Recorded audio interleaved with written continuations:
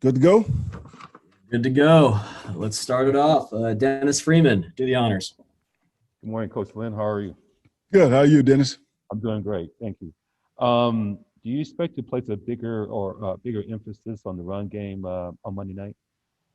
Well, that all depends on how the game goes. If like I've said before, if we can throw the ball 50 times and win, I will. But I like to be balanced whenever I can, and I definitely would like to do a better job of running it than we did last week. They threw some hard fronts at us last week and blitzed us a lot on first and second down, and we didn't handle that as well in the run game. And this week we're going to have to do a better job of that, because I believe we're going to see some of the same. All right, thank you, Coach. Sure. Cam.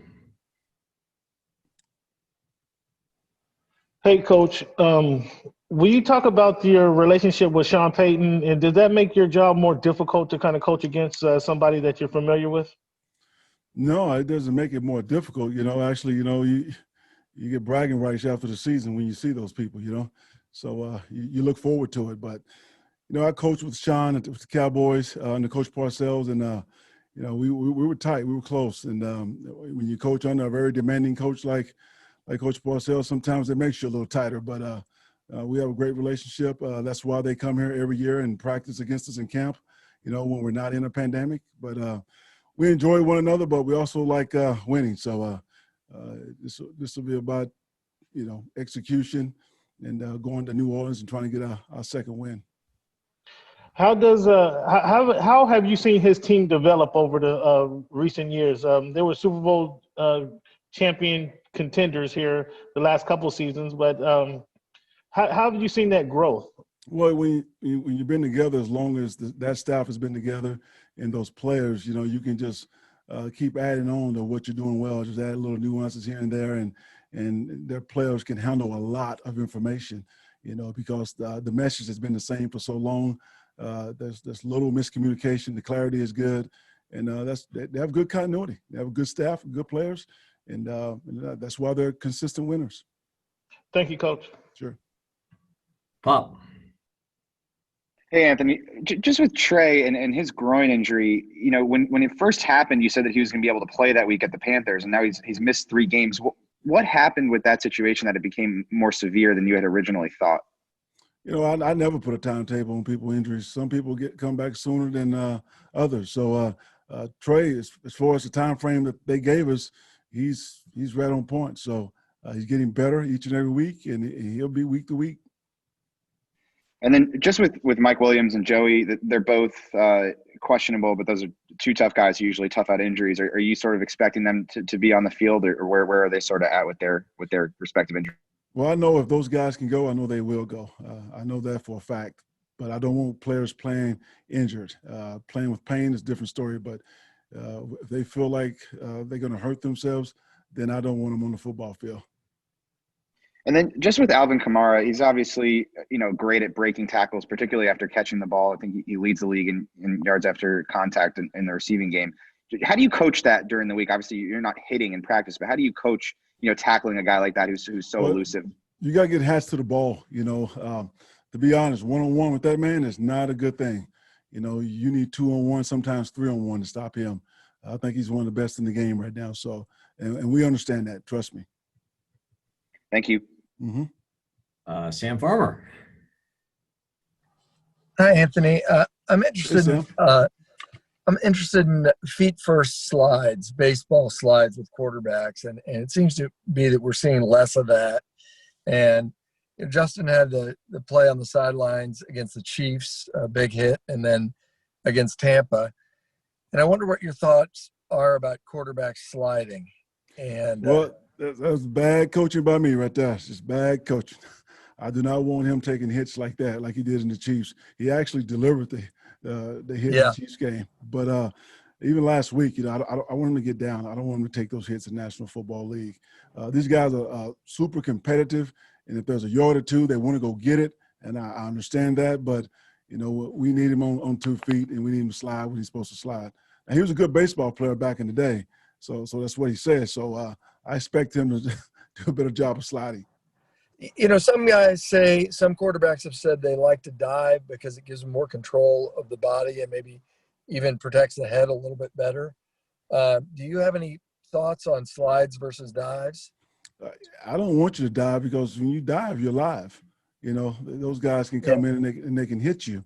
When you slide and give yourself up, they can't touch you. And, you know, defensively, sometimes they get going and they just see color and they go hit color even when you slide. And sometimes you can pick up a cheap foul there as well. So I definitely prefer slide. And last thing, any memories of the helicopter play in the Super Bowl? Oh, absolutely. We had to go get that one now. So, he went head first for sure, but I mean, we knew right then and there if that quarterback was willing to put it on the line like that, we had to step up. So I understand there's a time and place for it, but not right now. Thanks, Ed. Joe Reedy. Anthony, we haven't had the chance to ask you this, but is there an update on Mike Pouncey? Has he had his surgery or just is it planned? Pouncey's had his surgery. He's in rehab right now. He's doing well, and you know, he's in constant communication with his teammates. And you know, I wish he was here, but he's taking care of himself and his family right now. Okay. And then just with the staff that you were, that Dallas staff with you, Shawn, Haley, Bowles, is that one of the tightest staffs that you've been on? Because it seems like those friendships and the head coaching has extended just for these many years. But Joe, we were extremely tight because each day we didn't know who was going to get it from the head coach. So we stayed really tight. We were very close. You had Casey Rogers, Todd Bowles, Gary Zimmerman, Sean Payton, Todd Haley, you know, Tony Sperano. A lot of guys on that staff went on to be head coaches, but it was an outstanding staff, one of the best I've been on. And, we were very close. Just one of those iron sharpens iron and a demanding boss. Yeah, definitely. Iron sharpens iron. Paul Pasqualoni, really good friend of mine. He was on that staff, so, yeah. And then just the last thing for me, if Ryan Gorey cannot go on, I know he's coming off the practice list, but would Tyreese St Louis see time then? Tyreese St Louis is the swing guy right now. He can play guard and he can play tackle. So if we have an injury there, Tyree will be the first man up. Okay, thanks. Sure. Fernando. Anthony, when it came to when you were coming up with Sean Payton, just kind of what ideas would you bounce off of each other, and did you know he would be such a great coach like he has been for the last couple of years? No doubt. I mean, Shawn was very detailed. He's demanding. You know, he can communicate. He can relate with his players. You know, he's an outstanding play caller. I was in the booth, and I was kind of his eyes upstairs. He called plays down the field. You know, I knew he would be an outstanding coach. And then you guys face a familiar receiver this weekend in Emmanuel Sanders. What do you remember about him when he was with the Denver Broncos, and just how explosive do you remember him being when facing him all those years? Very quick, explosive. You know, he can go downfield. He can play in the slot. He can play outside. That's nothing Emmanuel can't do. He's definitely a weapon for them. Thank you, Anthony. Sure. Jeff Miller. Anthony had back-to-back weeks of these 40-year-old quarterbacks. Both, you know, Breeze and Brady have had similar careers. Are they defending them? Are they more similar, more different? I mean, how much is this week going to look like last week? I mean, they're different in skill set, but both are future Hall of Famers. Don't get me wrong. You know, Drew's just going to move a little bit more than Tom in the pocket. But in similar, they're winners. They know how to win.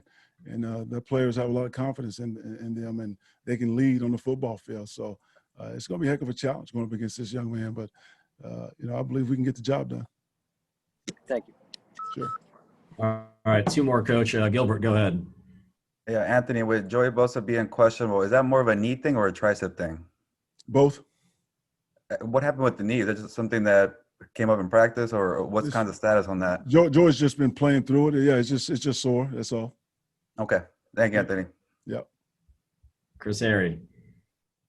Hey, Coach, you know, the benefit of Justin throwing to guys like Jalen Guyton and Tyron Johnson and Parham during training camp is, you know, kind of the second team quarterback. How much do you think that's benefited him in these games, finding that instant chemistry with some of those guys, specifically last week?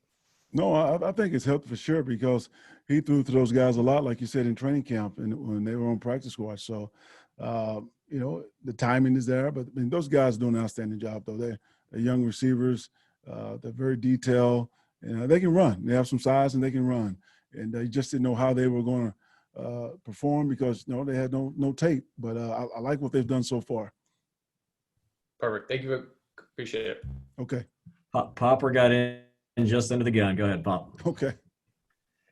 Hey, Anthony, just watching Kenneth Murray on tape, it seems like he's getting a little more comfortable out there. He's playing more within himself, a little more controlled. How close do you feel like he is to sort of making those type of game-breaking, game-changing plays, turnovers, those sorts of things that you're sort of expecting from him? He's getting better every single week. I can see it in practice with his demeanor, and he's being more vocal, like a veteran Mike linebacker. He's been solid, but the impact plays, they're definitely coming. Thanks. Sure. All right, Coach. All right, Thanks for the time. Okay. Thanks, Coach.